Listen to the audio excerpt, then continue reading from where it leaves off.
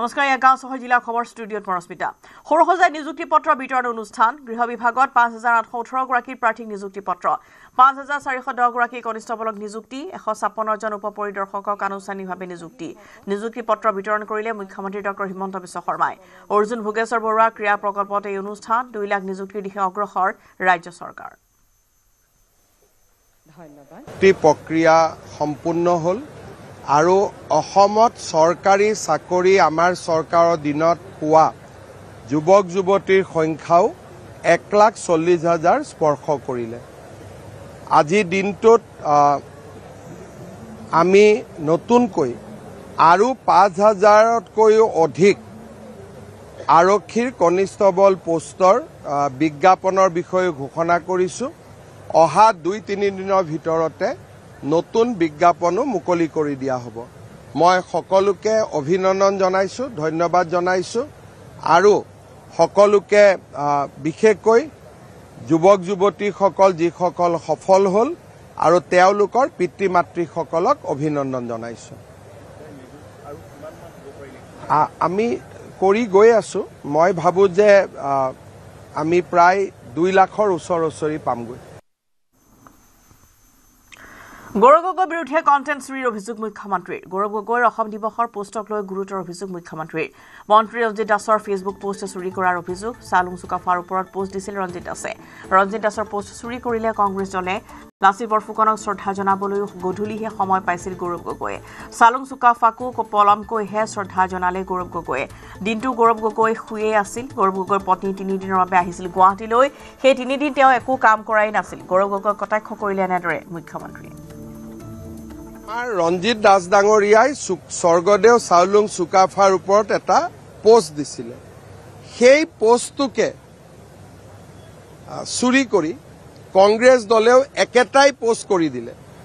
আৰু আপোনালোকে জানে যে লাচিত বৰফুকনৰ দিনাখনো তেওঁ গধূলিহে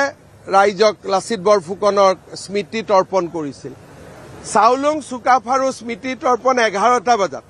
তাকো বিজেপি ৰঞ্জিত দাসৰ পৰা কণ্টেণ্টটো চুৰ কৰি আৰু এইবিলাক ৰেকৰ্ডৰ কথা পিছত ড্ৰপ কৰি দিলে গধূলি দিনটো শুয়ে আছিল তেওঁৰ পৰিবাৰ আহিছিল গুৱাহাটীত 3 দিন তেখেতৰ পৰিবাৰ গুৱাহাটীত আছিল সেই 3 দিন তেওঁ একো কাম কৰা নাছিল ঘৰতে সোমাই আছিল আমাৰতো কোন কেতিয়া আহে চাব সময় নাই তেওঁৰ গুৱাহাটীত তেওঁৰ পত্নী 3 দিনৰ কাৰণে গুৱাহাটীত আহিছিল আৰু 3 দিন তেওঁ ঘৰৰ পৰা বাহিৰে ওলোৱা নাছিল ৰাজসাহায্য বিহীন গ্ৰাহকে 600 টকাতে পাব চিলিণ্ডাৰ উজ্জ্বলা আঁচনিৰ অধীনত 300 টকাতে লাভ কৰিব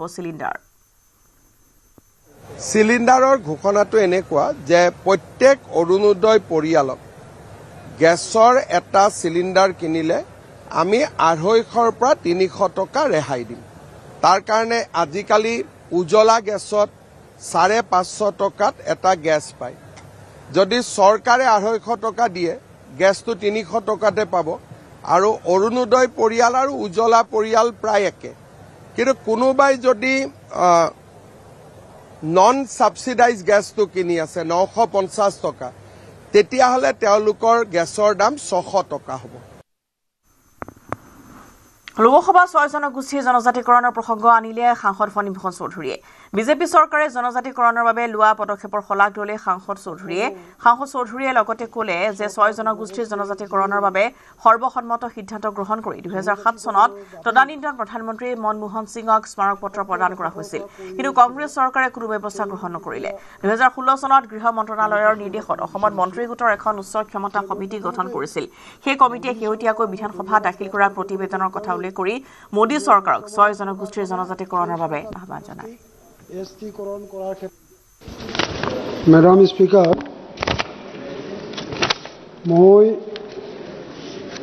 অসমৰ 6টা জনগোষ্ঠীয়ে যি জনজাতিকৰণৰ দাবী 70 দশকৰ পৰা কৰি আহিছে সেই বিষয়ে মই কিছু কথা ক'ব বিচাৰিছোঁ যে মই প্ৰথমতেই মোদী চৰকাৰক মই ধন্যবাদ জ্ঞাপন কৰিব লাগিব এই কাৰণেই যে বৰ্তমানৰ চৰকাৰখনে এই 6টা জনগোষ্ঠীক এছটিকৰণ কৰাৰ ক্ষেত্ৰত কিছু পদক্ষেপ গ্ৰহণ কৰিছে ইয়াৰ পূৰ্বেও 2004 চনত 2005 চনত অসম বিধানসভাত এই 6টা জনগোষ্ঠীক জনজাতিকৰণ কৰিব লাগে বুলি সৰ্বসন্মত সিদ্ধান্ত গ্ৰহণ কৰা হৈছিল আৰু সেইমতে 2007 চনত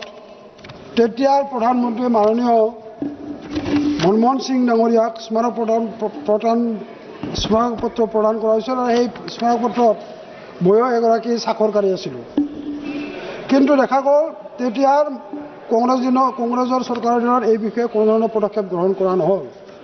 মোদী চৰকাৰ আহিল। মোদী চৰকাৰ অহাৰ পিছত আমি দেখিবলৈ পাইছোঁ যে এই 6টা জনগোষ্ঠীক এছটিকৰণ কৰাৰ ক্ষেত্ৰত পদক্ষেপ গ্ৰহণ কৰিছে আৰু সেই অনুসৰি 2016 চনত MK Singla special internal security ministry of home এফেয়াৰ্ছৰ নেতৃত্বত এখন হাই পাৱাৰ কমিটি গঠন কৰিছিল। এই হাই পাৱাৰ কমিটিখনৰ ৰিকমেণ্ডেশ্যন অনুসৰিয়ে অসমত এখন গ্ৰুপ অফ মিনিষ্টাৰ্ছৰ এখন কমিটি গঠন কৰা হৈছিল আৰু এই গ্ৰুপ অফ মিনিষ্টাৰ্ছক তেওঁলোকে এই হাই পাৱাৰ কমিটিখনে গভৰ্ণমেণ্ট অফ আছামক নেচেচাৰী একশ্যন ল'বৰ কাৰণে to determine the quantum of reservation of 6 communities, the quantum of reservation for OBCs and measures to safeguard the interest of existing tribes of Assam. এনেধৰণে তেওঁলোকে মন্ত্ৰীগোটৰ এখন committee বনাই তাত এই বিষয়ে মন্তব্য দিবৰ কাৰণে কমেণ্ট দিবৰ কাৰণে তেওঁলোকে পৰামৰ্শ আগবঢ়াইছিল। সেইমতে এখন অসম চৰকাৰে মন্ত্ৰীগোটৰ গ্ৰুপ অফ মিনিষ্টাৰ্ছক ফৰ্ম কৰি 2019 চনত যোৱা 30 নৱেম্বৰ তাৰিখে অসম বিধানসভাত এখন ৰিপৰ্ট তেওঁলোকে দাখিল কৰিছে আৰু সেই ৰিপৰ্ট অনুযায়ী তেওঁলোকে অসমৰ এই 6টা জনগোষ্ঠীক এছটি কৰিব লাগে বুলি ভাৰত চৰকাৰক তেওঁলোকে প্ৰতিবেদন প্ৰেৰণ কৰাৰ কাৰণে প্ৰচেষ্টা চলাইছে। এতিয়া আমাৰ কথা হৈছে যে এই 6টা জনগোষ্ঠী এছটিকৰণৰ দাবী উত্থাপন কৰি আছে, এই গ্ৰুপ অফ মিনিষ্টাৰ্ছে বা অসম চৰকাৰে যি প্ৰতিবেদন কেন্দ্ৰীয় চৰকাৰক দাখিল কৰিব, এই কেন্দ্ৰীয় চৰকাৰে এই বিষয়টো অধিক গুৰুত্ব সহকাৰে লৈ যাতে অতি সোনকালে এই 6টা জনগোষ্ঠী এছটিকৰণ কৰাৰ ব্যৱস্থাটো গ্ৰহণ কৰে তাৰ কাৰণে আমি অসমবাসী এই 6টা জনগোষ্ঠীৰ ৰাইজে আমি আশা কৰিছোঁ আৰু আমি আশা ৰাখিছোঁ যেনেধৰণে 2019 চনত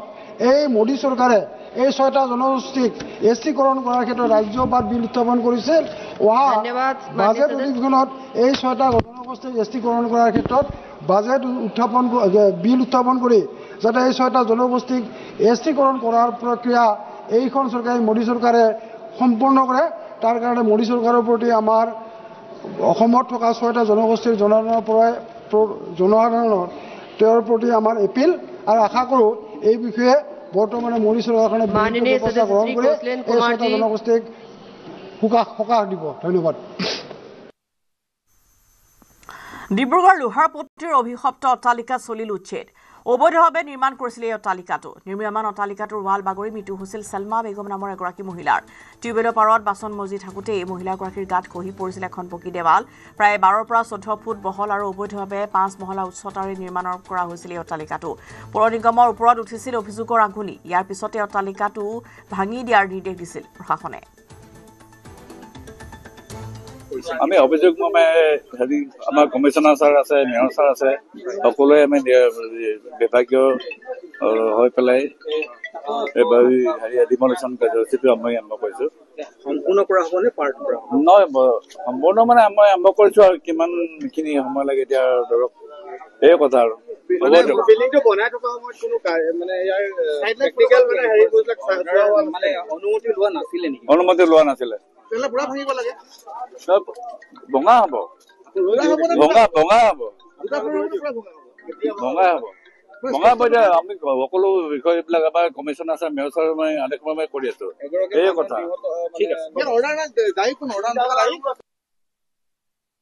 মই এইটোৱে আশা কৰিছো যি হ'ল মই ন্যায়টো পাব লাগে।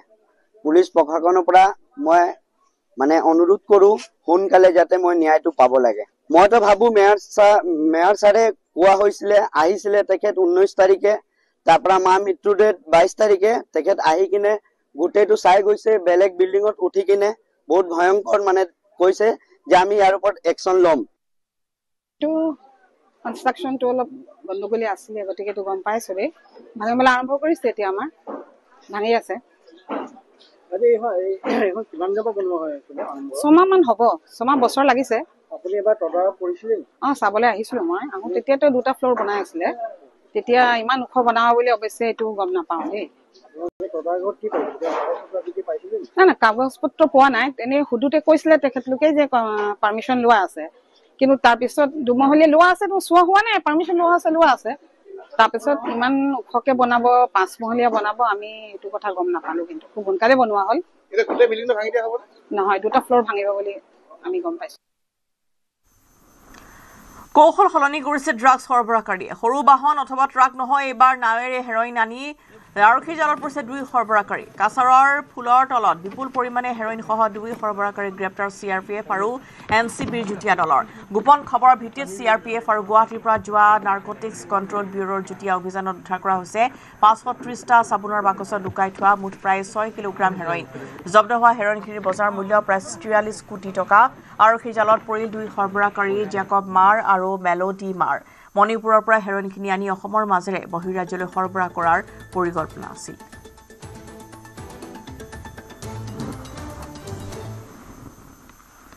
হাইলাকান্দিৰ এস্কাৰ্ট বেংকৰ ব্ৰাঞ্চ মেনেজাৰক আটক। আৰক্ষীয়ে ৰাইজে আটক কৰিছে এস্কাৰ্ট বেংকৰ ব্ৰাঞ্চ মেনেজাৰ অশোক মিত্ৰক। হাইলাকান্দি SS ৰোডত অশোক মিত্ৰক ধৰিলে ৰাইজে। অশোক মিত্ৰৰ বিৰুদ্ধে কেইবা কোটি টকা আত্মসাতৰ অভিযোগ। বহু সৰু ব্যৱসায়ীৰ পৰা ধন আত্মসাতৰ অভিযোগ। বেংক বন্ধ হোৱাৰ পিছত জমা দিয়া ধন আত্মসাত কৰিছিল। চৰকাৰক মাত্ৰ 20 লাখ টকাৰহে হিচাপ দিয়াৰ অভিযোগ উঠিছে। সম্প্ৰতি হাইলাকান্দি আৰক্ষীয়ে সোধা পোছা অব্যাহত ৰাখিছে।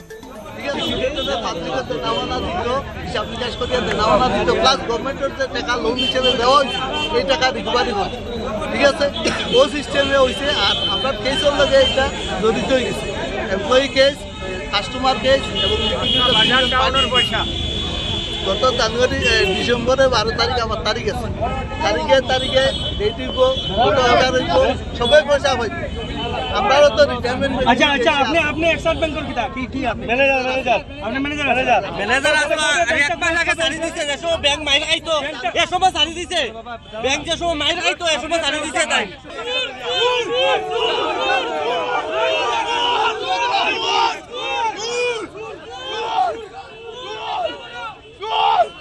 বাজারে আমরা ম্যানেজার একজন মানে আমরা টাকাটা মারিয়া লইয়া গেছে কি। কোন ব্যাংকের? স্কার্ট ব্যাংকে। মানে টাকাটা মনে করো আমরা গরিবগুলো মনে করো ডেইলি একটা কালেকশন দিতাম। কালেকশনটা তারা উঠাইয়া নিচে নিয়ে মনে করো প্রত্যেক বছরও আমরা দেয় বছরও পরে এই বছর আর তারা পাইছি না, তারা গেছে কি। এরপরেও মানে কালেকশন লইছে। তারা লোয়ার পরে কয়েকদিন ব্যাংক যেদিন বন্ধ হয়েছে এর আগের দিন পর্যন্ত কালেকশন নিয়েছে। এরপরেও আবার কালেকশন নিয়েছে, কইছে আমরা ব্যাংকে এডিট চলে। 6 মাস পর্যন্ত তারা কালেকশন নিয়েছে, কিন্তু আমরা বাদে আর তো তারা পাইছিও না, কিচ্ছু না। আমরা এই এজেন্টগুলোর কইলে কইব ম্যানেজার নাই। আজকে ম্যানেজারটা আমরা বাজারও ভাইয়া তারে সবে দরিয়া আনিয়া মানে টানার দেওয়া হয়েছে। কত টাকা হইব হাইলাকান্দির? হাইলাকান্দির বাজারের প্রায় 2 কোটি টাকার উপরে হইব তারা বাজারের ভিতরে। কিন্তু তারা হিসাব দিছে মনে করো 20 লাখ টাকার মতো হিসাব দিছে সরকারটা, কিন্তু আমরা 3-4 জনের পয়সা করে 20 লাখ টাকার মতো আছে। তেজপুৰ বিশ্ববিদ্যালয়ৰ ৰূপায়ণ হৈ থকা অনিৰ্দিষ্টকালীন অৱস্থান সন্মুখত কাৰ্যসূচীয়ে 73 দিন অতিক্ৰম কৰিলে। বৰ্তমানে পলাতক বিশ্ববিদ্যালয়খনৰ উপাচাৰ্য শম্ভুনাথ সিং। উপাচাৰ্য শম্ভুনাথ সিঙক উপসাৰণৰ দাবীত বিশ্ববিদ্যালয়খনৰ ভিতৰে বাহিৰে অব্যাহত আছে প্ৰতিবাদ। মঙলবাৰে ৰাজ্যসভাৰ মজিয়াত সাংসদ অজিত কুমাৰ ভূঞাই উত্থাপন কৰে গুৰুত্বপূৰ্ণ বিষয়টো। তেজপুৰ কোৰ্ট চাৰিআলিত সৰ্বভাৰতীয় ছাত্ৰ সংগঠন AIDSOয়ে সাব্যস্ত কৰিলে প্ৰতিবাদ। শীঘ্ৰে উপাচাৰ্য শম্ভুনাথ সিঙক অপসাৰণ কৰি সুস্থ শৈক্ষিক পৰিৱেশৰ সূচনা কৰিবলৈ আহ্বান জনায় প্ৰতিবাদী ছাত্ৰসকলে।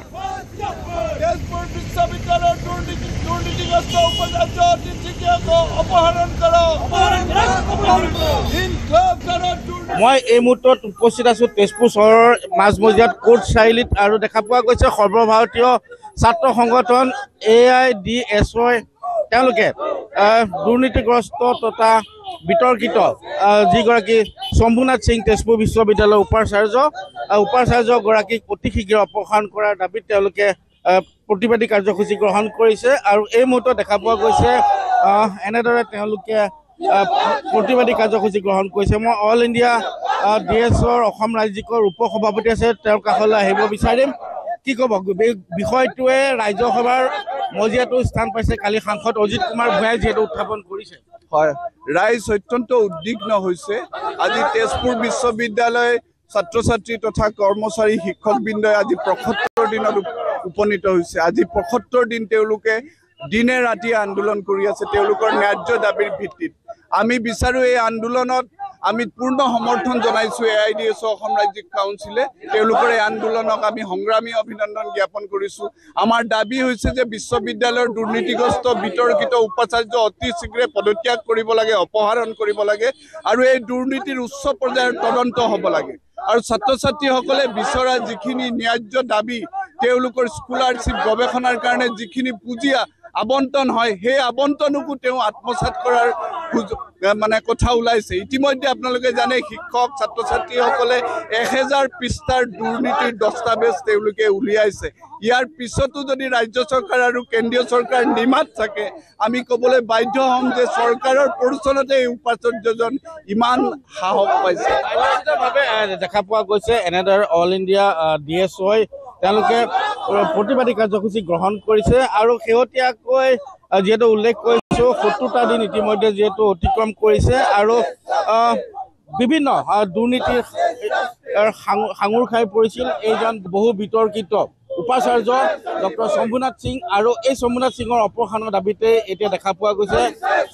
তেজপুৰ বিশ্ববিদ্যালয়ৰ বাহিৰে ভিতৰতে প্ৰায় প্ৰতিদিনে প্ৰতিবাদ অব্যাহত আছে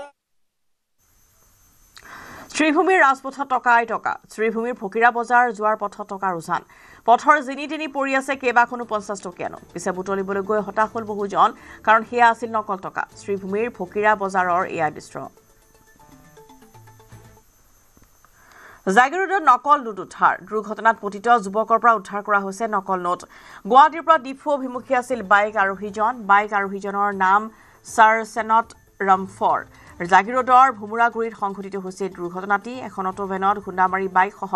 দ খাৱৈত পৰে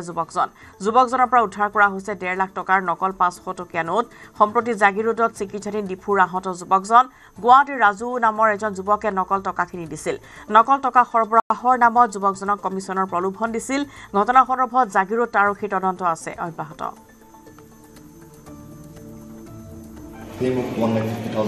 মানে ফেক কাৰেন্সিটো কোনে দিছিলে মোৰ লগৰ এটা আছে তাৰপিছত মোক কমিশ্যন দিব বুলি কৈছিলে কিমান কমিশ্যন দিব বুলি কৈছিলে কমিশ্যন 1,50,000 পৰা 25,000 বা 30,000 মান দিব বুলি কৈছিলে তাৰপিছত মই অলপ টকাৰ কাৰণে লোভীয়া হৈ গৈছোঁ আৰু শুনা নহয় খালি জাষ্ট এনেও ৰাইড আপ হৈ যাব আৰু টকা 30,000-25,000 মানটো পাম বুলি ভাবিলোঁ আৰু আহি এতিয়া তাত লাগিলোঁ আৰু পইচাটো ক'ত দিব দিছিলে পইচাটো তাত ঘৰতে কাৰ ঘৰ এই ডিফুত যিজনে দিলে তাৰ ঘৰতে দিব দিছিলে আপোনাক নহয় বেলেগ এই গুৱাহাটীৰ পৰা আনাটো বেলেগ এই কণ্টেক্ট লগাই দিছিলে বেলেগ তাৰপাছত মইতো জাষ্ট নিবলৈ গৈছোঁ আপুনি বুজিছেনে কথা গম পাইছোঁ আপোনাক জাষ্ট ইয়াৰ পৰা নি পেলাই তাত দিব দিছে আৰু পইচা দিলে কোনে আপোনাক পইচাটো ইয়াত আছে এটা আছে কি নামটো ৰাজা বুলি কৈছিলে মোক ৰাজা আৰু দিব দিছিলে কাক সেইটো মোৰে লগৰ আপোনাৰ লগৰ ইনকি বুলি এটা ল'ৰা আছে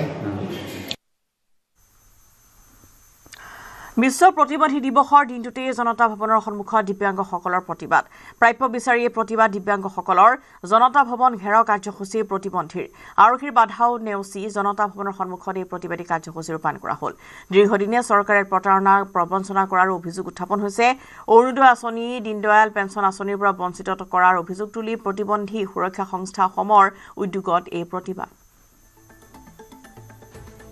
আমাৰ প্ৰাপ্য যি আছে তেখেতসকলে খালি কয় দিম বুলি কিন্তু আমাৰ যি আশা আমাক পূৰণ নকৰে তেখেতসকলে খালি আমাক ঘূৰাই আছে আমাৰ যিটো পেঞ্চন আমাৰ কানুনত আছে সেই পেঞ্চন আমাক এতিয়ালৈকে দিয়া নাই আমাৰ যি চাকৰিত আছিলে চাকৰিটো পোৱা নাই গতিকে আমাক তেখেতসকলে যদি দিবই নোৱাৰে তেনেহ'লে আমাক গুলিয়াই মাৰি দিয়ক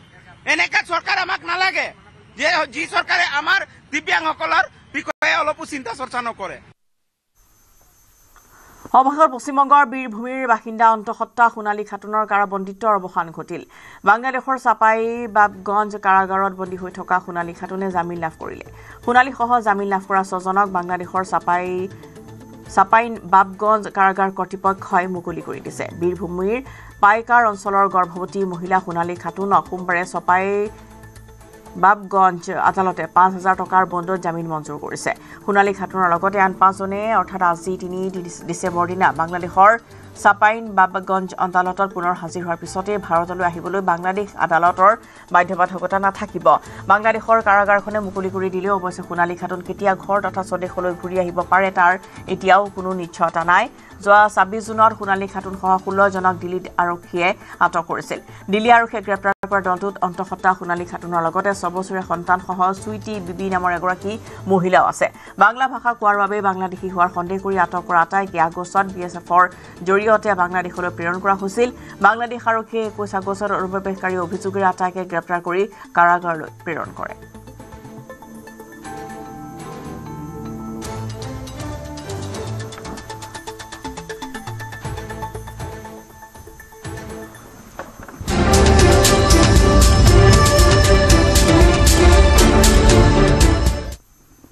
আহি আছে মুখ্যমন্ত্ৰী সুলভ ইন্ধন আঁচনি প্ৰতিটো ৰন্ধন গেছৰ চিলিণ্ডাৰত পাব অতিৰিক্ত ৰেহাই ৩০০ টকাকৈ পাব অতিৰিক্ত ৰেহাই প্ৰতিটো ৰন্ধন গেছত ৰাজ্যৰ ২০ লাখ পৰিয়ালে লাভ কৰিব এই বিশেষ সুবিধা অৰুণোদয় লাভ কৰা মহিলাই পাব এই সুবিধা উজ্জ্বলা আঁচনিৰ যোগেদি লাভ কৰিব ৰেহাই মুখ্যমন্ত্ৰীৰ ঘোষণাৰ পিছতে উৎফুল্লিত হৈ পৰিছে অৰুণোদয় আঁচনিৰ পৰিয়াল উজ্জ্বলা যোজনাৰ আঁচনিৰ অধীনত মহিলাসকলক ৩০০ টকা ৰাজ সাহায্যৰে ৰন্ধন গেছ যোগান ধৰিব ৰাজ্য চৰকাৰে আৰু মই উপস্থিত আছো শোণিতপুৰ জিলাৰ মিছামাৰীত একাংশ যিসকল উজ্জ্বলা যোজনাৰ আঁচনিৰ অধীনত ৰন্ধন গেছ লাভ কৰে সেইসকল মহিলাৰ ওচৰত মই পুনে পুনে তেওঁলোকৰ সৈতে এই সন্দৰ্ভত প্ৰতিক্ৰিয়া জানিম যিহেতু মুখ্যমন্ত্ৰীয়ে ইতিমধ্যে ঘোষণা কৰিছে যে উজ্জ্বলা যোজনা আঁচনিৰ অধীনত যিসকলে ৰন্ধন গেছ লাভ কৰে তেওঁলোকে ৩০০ টকা ৰাজ সাহায্যযুক্ত ৰন্ধন গেছ চিলিণ্ডাৰ তেওঁলোকে লাভ কৰিব মই কথা পাতিম মহিলাসকল আছে আপুনি উজ্জ্বলা যোজনা আঁচনিৰ গেছ আছে আছে আৰু আমাৰ ৩০০ টকা ৰাজ সাহায্যত আপোনালোকক চৰকাৰে ৰন্ধন গেছ দিব বুলি বহুত ভাল লাগিলে আমাক দিব বুলি আমাৰ আশা আছে চৰকাৰে আমাক দিব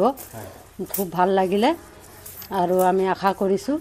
আমাক মানে দিলে ভালেই কথা আৰু এতিয়া ধৰক এইয়া কণ্ট্ৰলত এতিয়া চাউল পাই আছোঁ আকৌ ফ্ৰীত হেৰিত দালি পাই আছোঁ তাৰপিছত চেনি পাই আছোঁ নিমখ পাই আছোঁ খুব ভাল লাগিলে আৰু যাতে আমাক কিবা দিয়ে সহায় কৰে আমি খুব ভাল পাইছোঁ মই আৰু কিছু মহিলা আছে তেওঁলোকৰ সৈতে কথা পাতিম কি ক'ব চৰকাৰে যি ঘোষণা কৰিছে চৰকাৰেতো কৰিছে দিলেতো ভাল গুৱাহাটী গৃহ নিৰ্মাণৰ ক্ষেত্ৰত গুৱাহাটী পৌৰ নিগমৰ গুৰুত্বপূৰ্ণ পদক্ষেপ পৌৰ নিগমৰ গৃহ নিৰ্মাণৰ অনুমতিৰ বাবে ক্ষীপ্ৰ ব্যৱস্থা গ্ৰহণ কৰা হৈছে ৩ পৰা ৩১ ডিচেম্বৰলৈকে বিশেষ ড্ৰাইভ মুকলি কৰিছে নিগমে এই ড্ৰাইভৰ জৰিয়তে মহানগৰবাসীক সুবিধা প্ৰদান কৰিব নিগমে সকলোকে এই পদক্ষেপৰ অংশীদাৰ হ'বলৈ আহ্বান জনাইছে নিগমে গুৱাহাটী পৌৰ নিগমৰ উজান বজাৰস্থিত কাৰ্যালয়ত সংবাদমেলত এই কথা ঘোষণা কৰিছে মেয়ৰ মৃগেন শৰণীয়াই সংবাদমেলত আয়ুক্ত চিন্ময় প্ৰকাশ ফুকন আৰু নিগমৰ বিষয়ববীয়াৰো অংশগ্ৰহণ মানুহৰ এটা মানে মনত ধৰিছে যে জিএমডিয়ে প্লেনিং পাৰ্মিট দিয়াৰ লগে লগে সেইটো পাৰ্মিশ্যন হোৱা বুলি বহুতে ভাবে এইটো নহয় যে প্ৰথমতে আমি অনলাইন যোগে বিল্ডিং পাৰ্মিশ্যনৰ ক্ষেত্ৰত জিএমডিৰ পৰা প্লেনিং পাৰ্মিট পায় আৰু গোটেইখিনি বস্তু কাগজ পত্ৰ চোৱাৰ পৰা তেওঁলোকৰ নক্সা চোৱাৰ পৰা কৰি আমাৰ জিএমডিয়ে জিএমচিলৈকে আমাৰ প্ৰেৰণ কৰি দিয়ে তো জিএমচিত গোটেইখিনি বস্তু চোৱাৰ পিছত তাৰ কাৰণে তেওঁলোকে পাৰ্মিশ্যন পাব নাপাব গোটেইখিনি চাই আমাৰ অনলাইন আজি আমাৰ যি আমাৰ বিল্ডিং পাৰ্মিশ্যন আছে অনলাইন যোগে আমাৰ দিয়াৰ ব্যৱস্থা গ্ৰহণ কৰিছে ইয়াৰ লগে লগে যিখিনি মানুহৰ বিল্ডিং বনোৱাৰ ক্ষেত্ৰত কিছু অলপ যদি তেওঁলোকৰ মানে ধৰক বেছিকৈ বনাই দিয়া যায় কেতিয়াবা কিন্তু এজ পাৰ বাইল বিল্ডিং বাইল মতে যিখিনি তেখেতে ৰেগুলেশ্যন পাব পাৰে সেইখিনি আমাৰ দিয়া যায় তাৰ ক্ষেত্ৰত অলপ তেওঁলোকৰ ফাইলখিনি চোৱা চিতা কৰাৰ ক্ষেত্ৰত কিছু পলম হোৱাৰ কাৰণে আমাৰ জনসাধাৰণে আমাক মানে বহুতো অভিযোগ আমাৰ প্ৰদান কৰে আৰু অকুপেঞ্চি ক্ষেত্ৰত বহুতো গুৱাহাটীৰ আমাৰ ডাঙৰ ডাঙৰ বিল্ডিং আছে বা তেনেধৰণৰ আছে